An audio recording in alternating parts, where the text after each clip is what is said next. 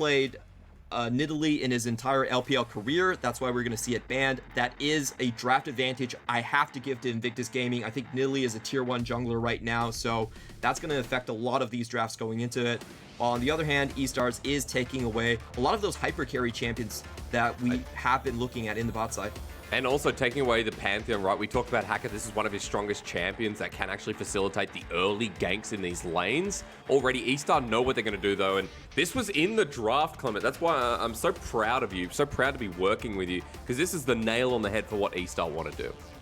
Yep, they do love their stun top lanes, and they do like to do a lot of dives. This is a team that really focuses on Herald instead of the Dragon, and they like to get their top lane going. So it's IG's turn to kind of answer back onto that, and I do want to see them actually go for something more defensive in the top side. If they can weather the storm, then I think they have a much better chance to win out on the bot lane and just snowball the game that way. Okay, well, seeing the Twisted Fate, bit of a response here as we go through this pick and ban pretty fast, ladies and gents. And note that a lot of the time, we have seen an 80 carry in the first phase. For both of these teams, they're going without. So the Shies now will re-debut, and Estar now have to make a decision. This is super interesting, and this is not what we normally see in draft. Both of these teams are signaling that they're going to be more topside focused. We do see the double globals matching the pick potential coming out from E-Stars, and it's their chance to probably take up a jungler right here. Graves is one of Hacker's most played champions, but it really doesn't fit that ganking category that we've talked about with them going into the top side. So this Galio pick is likely going to be the kind of crucial key maker to making those plays in the top side for them. Something that Irma's been comfortable on. If you didn't watch 2020 LPL, Irma's Galio was exceptional. At the very least, it gave him that entrance debut. He was a rookie player otherwise. So for Irma, going back to a bit of comfort here, while again I mentioned we have no 80 carries, so there's going to be a lot of bans coming across from IG. Estar targeted towards that bottom lane. And I don't think Wink really minds. He's been taking the Lucian kind of off meta, so he can kind of play with anything at this point. I do like the Syndra ban, however. We have seen a lot of Galio supports, and if I had to pick Irma's best champion, I would definitely say the Syndra for now. He's really good on Scatter the Weak, always tip-top accuracy on that one, and I do like E-Stars banning away the Leona rather than over-indexing into the 80 carry bans.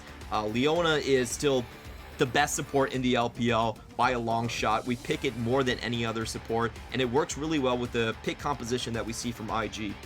I'll be curious to see if Baolan just decides, well, I might just go for the Alistar if it's left up and available, because the set also another support ban. Remember, Shiauc's support pool is huge. You can't give him playmaking supports, and the Alistar would be a nice takeaway before IG could take it themselves.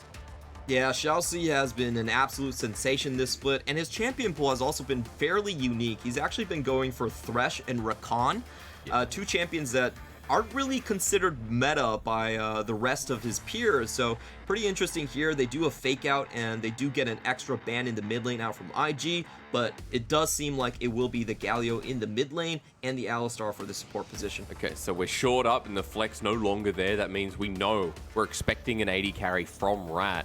And Wink goes on the offensive. No Lucian this time, Clement, unfortunately, but we get the misfortune. We get the lane priority. And Baolan shows his Nautilus. Now, Clement, we also mentioned that Nautilus is winless in the LPL after 3 games. So Baolan trying to change that stat. Yeah, I haven't been liking the Nautilus pick, but we do have to remember that at this stage in the draft, really aren't a lot of options left on the table. I can understand it. It's just something to get an engage going. And rounding out IG's draft, they have a very clear identity, double globals from the Pantheon and the Twisted Fate. They want to be making picks all across the map. They also have that top lane in the Gnar, where if they throw enough resources, this can be a split pushing point. As we've mentioned, split push is very important in the pick compositions. You don't want to run into people when they're a 5-man group.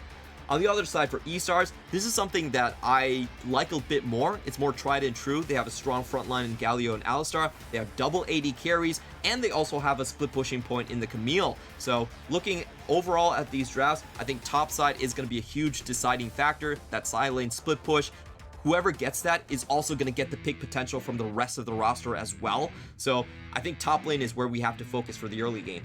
I also love that, you mentioned the global and IG side first, but let's not forget Estar can match with the Galio. A lot of the time in 2020 when we saw these Twisted Fate versus Galio matchups, it was whoever was there first and if the opponent mid laner was able to match. I think that's going to be something we'll talk about with Irma on this Galio. Running up against Rookie, it's not what you expect of Rookie. Rookie's always that Orianna the Syndra himself. He dominates lane and then tries to win game based off of that. But he's going to try and influence one of these lanes, and early proactivity to the top side, Clement. Couldn't have put it better myself. Yeah, and I like this look from Rookie, because he's been putting out a lot of fires on IG side lanes all this time, and what better champion to put out fires than Twisted Fate? You can actually get there sooner than anyone else. Another interesting thing about this champion is that we've actually been seeing a lot of Moonstone Renewer being tried out on Twisted Fate as well, just to get him a little bit more skirmish oriented and help out his teammates when he finally does land. An interesting little tidbit as we go into game one. Folks, Estar and IG actually a little bit closer than you expected. Estar a better team than we thought, and IG struggling after that win against JDG. And now as we enter the Summoner's Rift in the middle of week 3, I hope you're ready. I can hear the Gyos coming into Shanghai.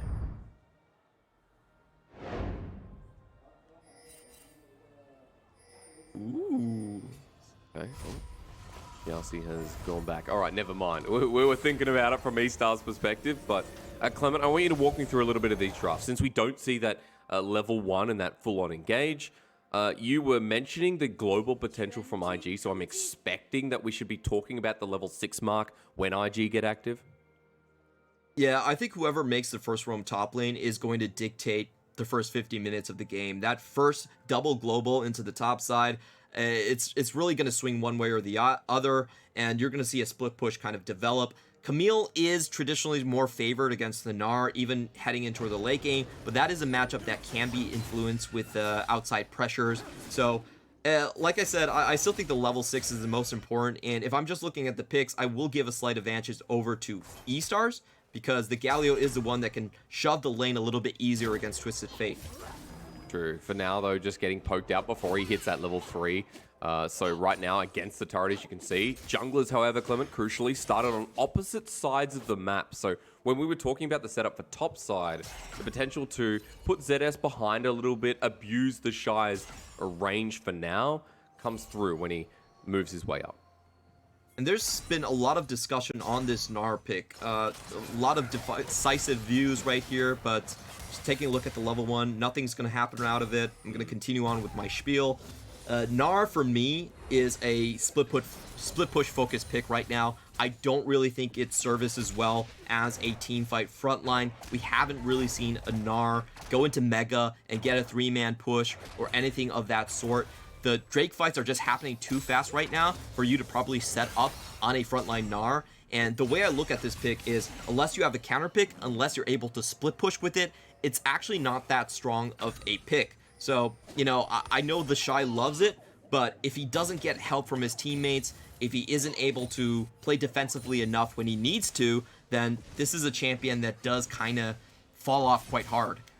I would also say that, since we have supports in the meta like Alistar, Leona, there's a lot of disengage, there's a lot of holding in these team fights that make it so much harder for the Gnar to do anything.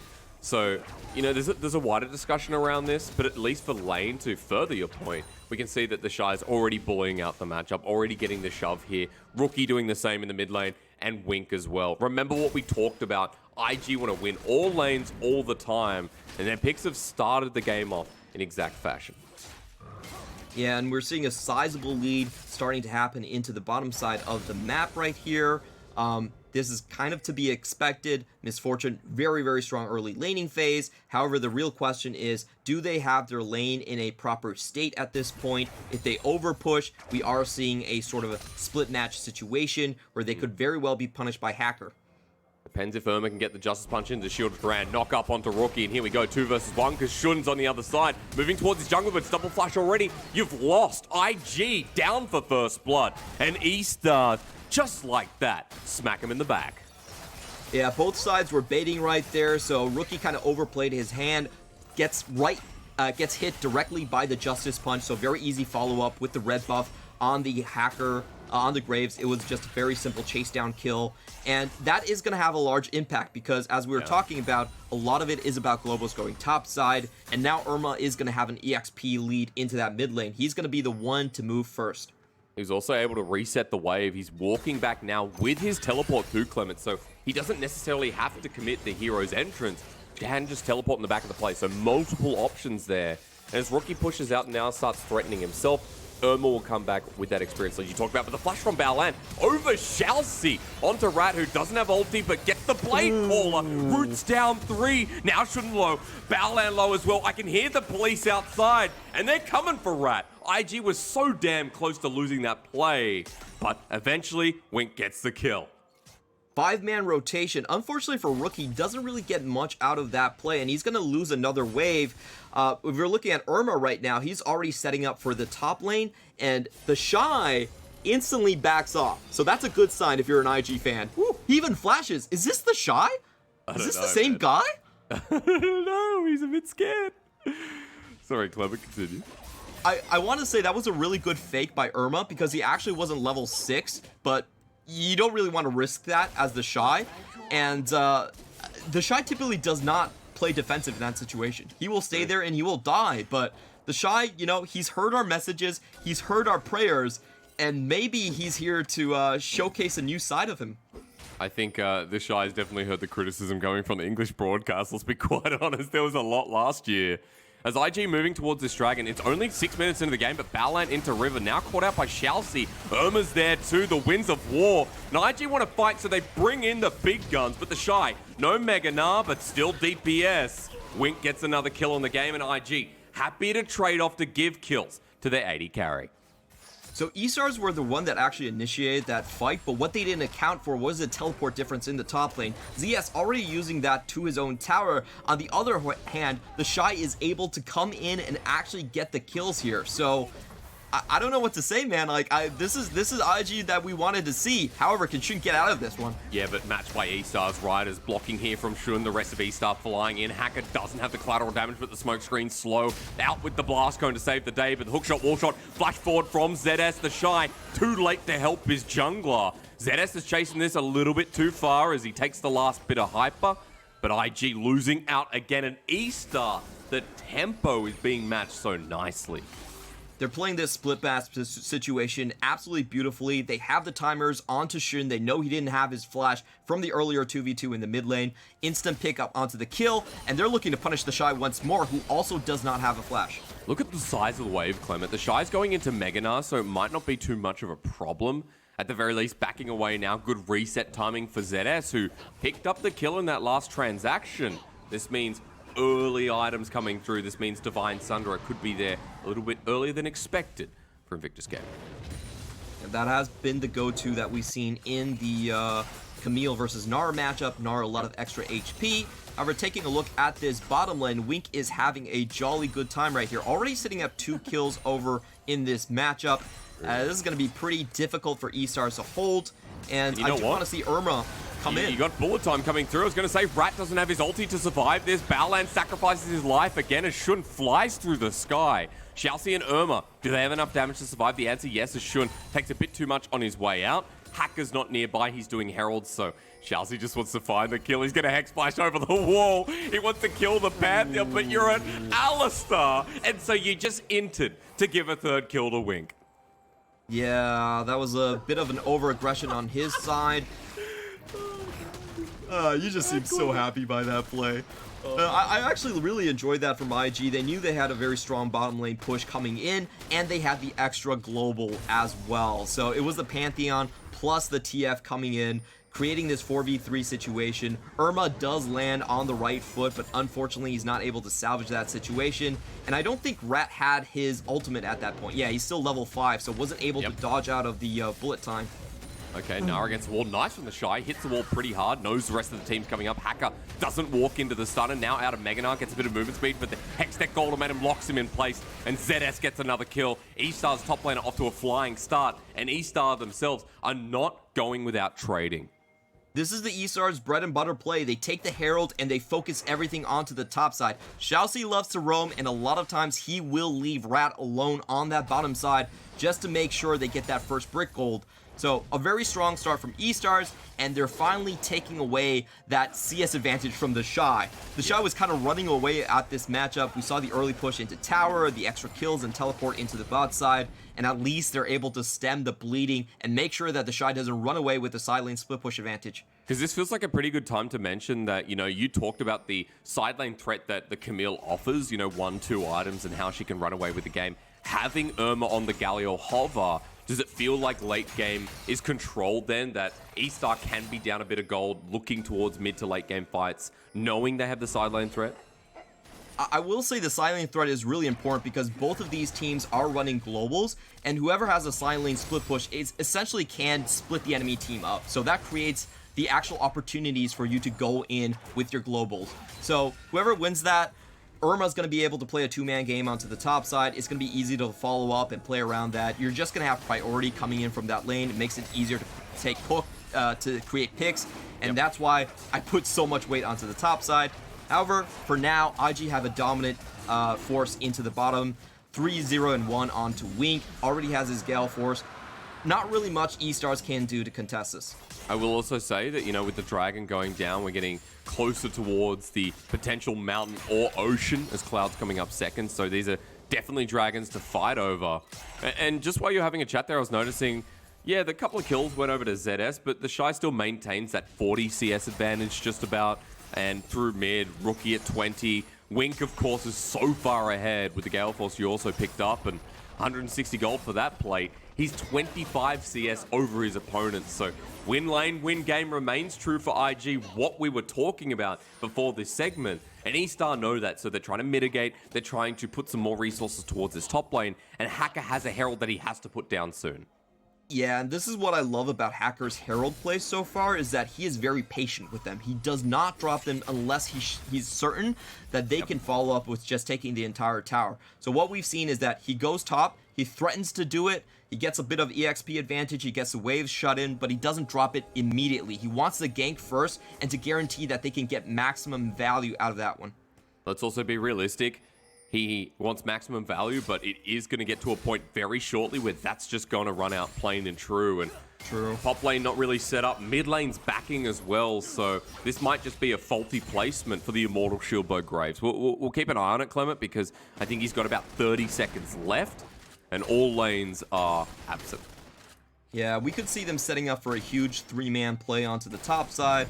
Unfortunately, the Pantheon is spotted around the river. They decide to call that up, but they will try again now with Shiauc heading into the top. Estars, this is what they're known for. This is the three-man gank squad incoming. theShy, however, is going to see this a mile away. There it is. Down it goes immediately because it was about to run out. theShy going into Mega Gnar. The outplay potential there. And remember, global composition from Invictus Gaming as well. They can match. Shiauc walks up first, but Hacker puts the Herald down with a full wave incoming and support from Invictus Gaming. So it's going to be a 4v4 onto the top side. Irma has arrived first here. Rookie does have his ultimate, but he will be a little bit slow to the play. But it looks like everything will fizzle out. I believe they did spot Baolan coming across that side of the map too. And with that defend, IG actually just run away with the trade. Their bot lane is completely open. No one's stopping Wink from just furthering his lead. And that's going to be a solid one from IG, actually learning to play defensive. Yeah. You know, who knew? Who knew they were capable of doing such a thing?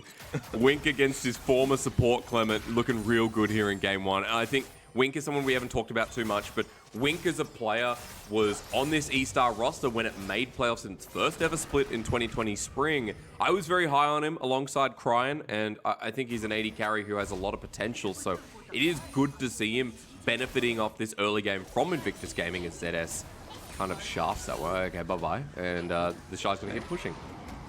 Yeah, that was a bit of a weird one right there, just throwing away his cooldowns.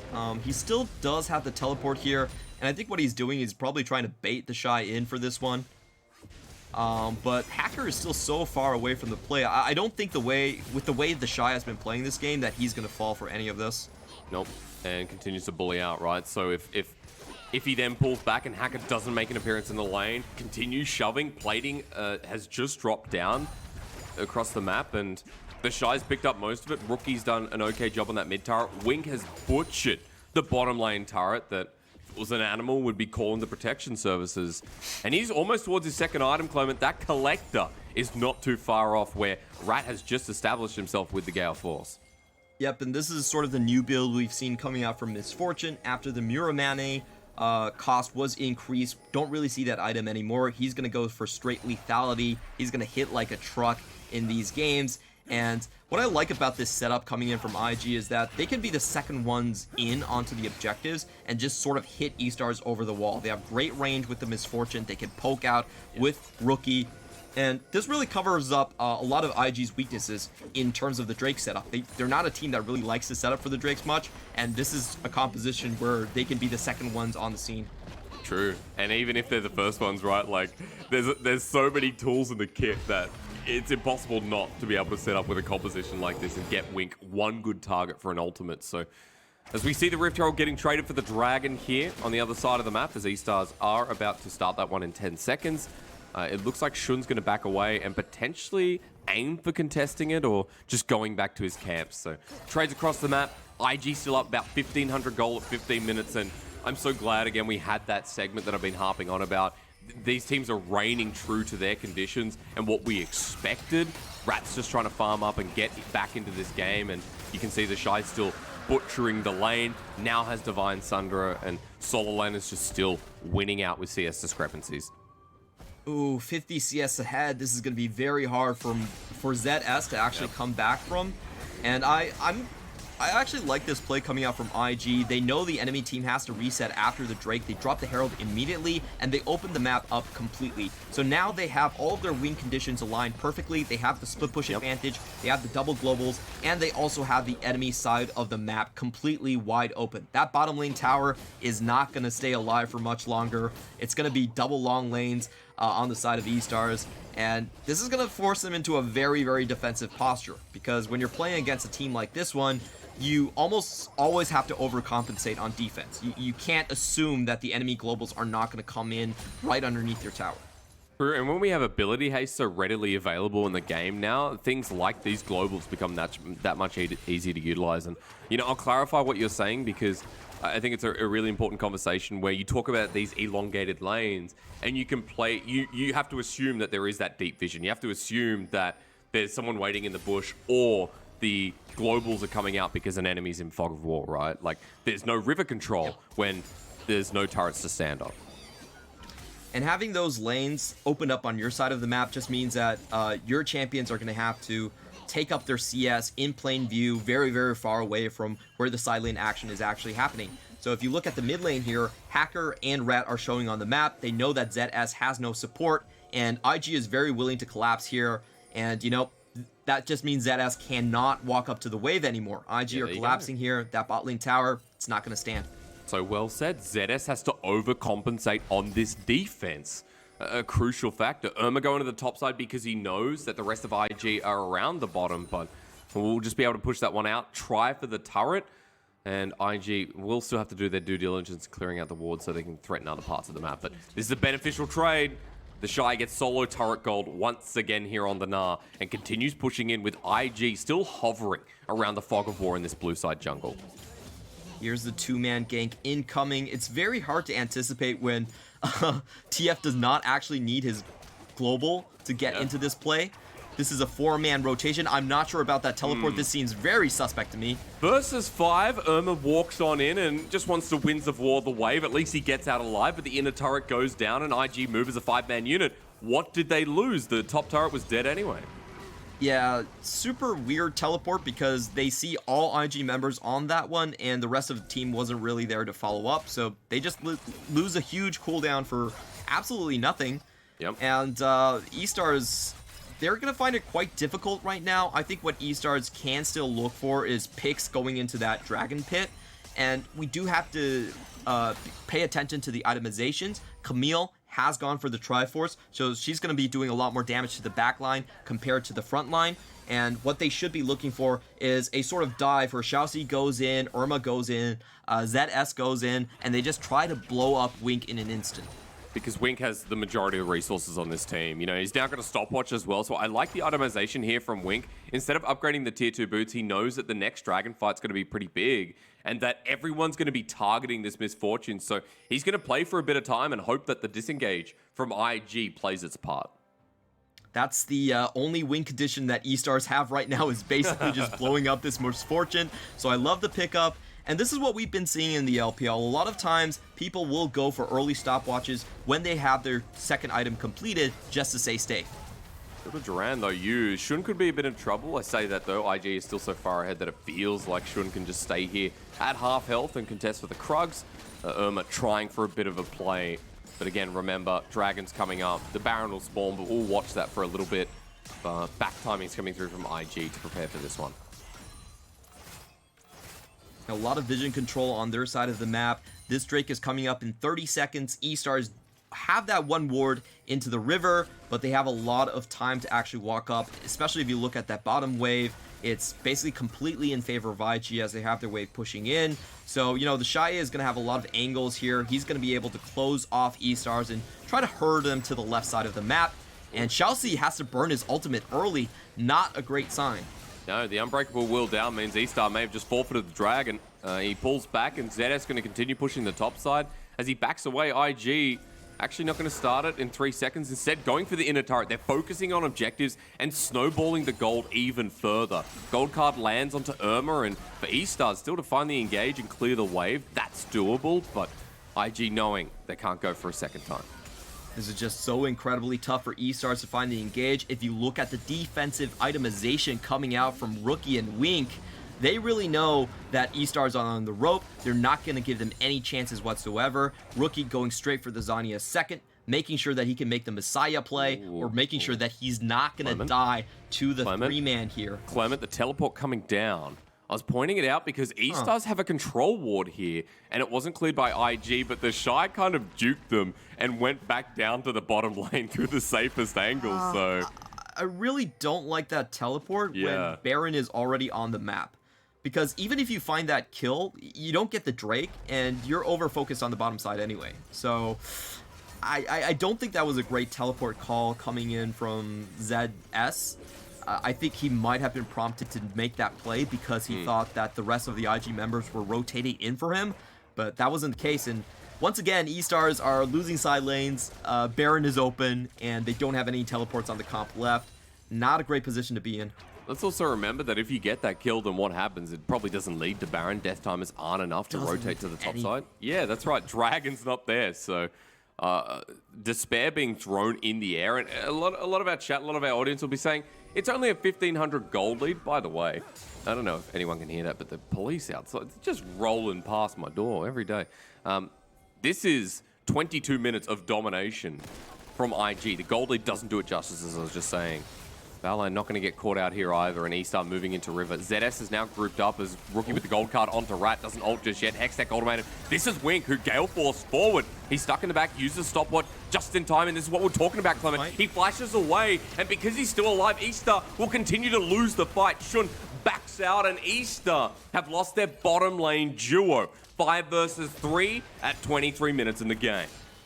Not sure how that one started out, but it does seem like Rookie found a pick onto Rat, forces him to back away, and Shun is able to swoop in and finish the job off. So IG blow the game wide open. They have full map control. Enemy jungler is very far away from the play, and Baolan's interference should be enough to secure them this Baron. And to clarify what I was saying before, it must have been an ambulance driving by for Rat and Shiauc, because... Invictus Gaming, you know, they put them in the body bags themselves, and Baron just taken. This gold lead is going to be huge, and you talked about Na being a side laner. He's got 2 items. He's going to do very well against ZS, and IG can play through so many avenues. Hey, at least it isn't a hearse, you know? An ambulance is still fine. You can come back from those, okay, E-Stars? I believe in you. But I really want to get a replay of how that fight started out. I think I saw the rocket belt being used by Rookie just to go in and just force some ultimates out from Rat. Doesn't look like we're actually going to get anything here. Okay, here we go. So it is Rookie with the rocket belt. He does find the extra movement speed. Rat is forced out of the play, and ZS actually has to use a very defensive Hextech ultimatum. This is not how you want to play the combo. You definitely want it to be a one-shot combo with Alistar in on the play as well. They don't get that, and Pantheon on the back end is able to snipe out the Xayah. It's so annoying because with Gourd Drinker, Pantheon becomes that bruiser just so much quicker and very hard to kill. As nice hook here from Baolan, locks down the bottom lane once again. The root caller can't connect, his teleport's coming in, and Estar want to fight this, but ZS is already dead. The bullet time lines up, and Rookie right into the middle, gold card. Does he have his Zhonya's available? Yes, he does, as he goes pure golden. He gets rooted up anyway. They re-engage onto Irma, gold card at the ready once more. Irma golden himself. Everyone likes to waste that money, but IG still win out. 5 members in front of us here, and with Baron, this push is going to get severe. That reaction time from Shun was absolutely amazing. He drops the pink ward, instantly has the stun onto ZS, and the Camille dies before she can even get off the wall, instantly taking it to a 5v4, and they just snowball the rest of it. Clement, what did we say at the start? IG win quick or lose quick? 25 minutes into the game, 6,000 gold lead. Inhibitor now broken through mid, and I'm going to ask you the caster question that the audience probably hates to hear. How do Estar find anything in this game to come back? They can plan for game 2. That's why we have BO3s. That's kind of a cop-out answer, but I just want to look at this from ZS. Okay, so the pink ward was there already, but still very fast reaction time from Shun. Camille doesn't get to do anything. She's behind enemy lines. A bit of a questionable engage route coming in from Camille, and they just take everything from this point. I love the Messiah play coming in from Rookie. He's able to stand in the ramp. Nothing can be done about him. Good tower juggling, and you know, even though it was only a 1.5k gold lead on the side of IG, because they had the side lane pressure and because they had the global composition to cash out on it, they really were so far ahead in that situation. Yeah, Hacker couldn't put out any of the fires. You know, Hacker couldn't mitigate any of the losses, get that top lane ahead and to an equal point.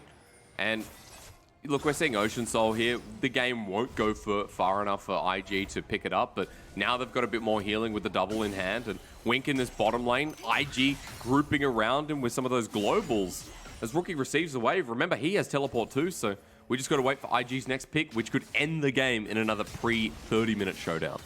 Hysterics, do you know what the highlight of this game is? What was it? The highlight of this game was actually theShy flashing backwards when Irma was off the map. That was the highlight right there. Dude, he's only died once. I know. I can't believe it myself. He's averaging 1.7 deaths at 15 minutes. And that's low from 2020 standards. Yeah, like that was a good play from Estar. That was a play where he said, hey, Galio, good job. Even though you were only level 5, you got a free flash in the top lane. But that set the tone for theShy. That set the tone for this series. theShy is not going to throw away his life anymore. Yeah, it's a new theShy. You know, he's changed. And look, to see his Gnar come out, folks, we didn't actually show you in game, but theShy's Gnar is currently 3-0. So he's going to put another win on that board. He's really carrying the win rate for the league and will be after this game as well. As Rookie's pushing this side lane turret, and you can see IG moving up, waiting for the next wave. Poke from Rookie, still devastating with 3 items, and Irma has to think about backing away as Baolan now joins the show. Yep, he does have the Banshees here, so a lot of damage being thrown on. They have a lot of defensive plays set up. For E-Stars, we've been talking about this entire game, but they really require that one-shot punch from the globals, from the cannonball composition of Camille, plus the Galio and probably Hacker's damage to kind of finish it off. But at this point in the game, we look at the defensive items. I love what Wink has done here. It's a 3rd item GA, so he's not really dying anytime soon in these team fights. E-Stars are going to have to juggle their targets in these 5v5s. I don't think they're going to be able to take anyone down in time before IG just out-damages them. So this is really a time where I think we can say pretty confidently that it's more of a test to IG. It's about, can IG finish this game off cleanly with the advantages that they have? Again, 3:30, that was kind of the time I set. IG still pushing in the waves. Maybe we actually do see the Ocean Soul, the next Baron, get contested. 35 seconds. And it does feel like with Baron, this becomes a lot easier, a lot quicker. So makes sense that IG are pacing themselves until that comes up. Another 30 seconds and we'll find out. And I do want to give a shout out to Coach Along for coming from IG Young. It does look like he was able to whip theShy or whip this team into shape.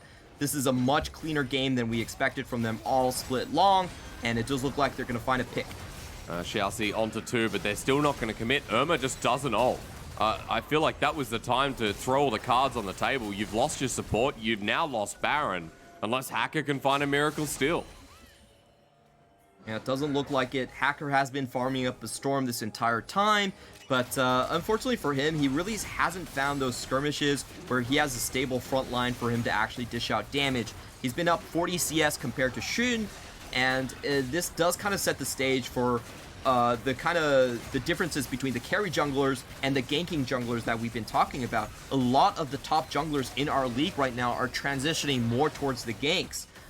We have Meteor and Karsa and Beishang going for Sejuani, and a lot of Pantheon being played. Pantheon right now is 13-3 in the LPL. Very, very successful. And maybe the meta isn't how we envisioned it. You know, all the analysts from LCK and LCS do recognize jungler as the most important position in this meta, but even among this position, there are so many different ways to play it. And it's interesting because, you know, in the LPL, usually we go by a bubble, and what's kind of seen at the start is played throughout. The adaptation here is really nice to see, considering that, you know, you talk about Sejuani and Pantheon. I mean, Pantheon across a lot of regions is quite large, but yeah, we are getting those small bursts of creativity out of our picks, which is always exciting to see. And, you know, while I was talking up 80 carries at the start of the broadcast, I think, yeah, we come back to Shun and Hacker, as we also set up, being a core part, and core part in the league is some of the strongest junglers. Now it's kind of time to put up as theShy goes into Mega Gnar, or about to at the very least. He has Flash available. Level 17 Gnar wants the big wallop as well. Hacker walking forward. He's absorbing damage, taking none himself with the Thornmail and the Sterix. And, you know, they got Baron. Dragons up to get the soul, and that'll just be a bit of an overkill to end this game. Now, nothing much really Estars can do. They're not getting punished on the front line, and actually theShy is able to walk away from this one. Yeah, he didn't take any damage once again. Rookie's coming in, gold card there onto Shiauc. ZS engages onto theShy, who heals up. Sterix Gage shield pop, going golden, sets up the engage for Irma. Wink hiding back here, waiting to survive. Irma goes golden, IG getting low. theShy's drawn away ZS. Wink is still here. Irma with another knockup with the Winds of War, but he has GA. The problem is, you invested your resources across this team, and they're all so damn powerful.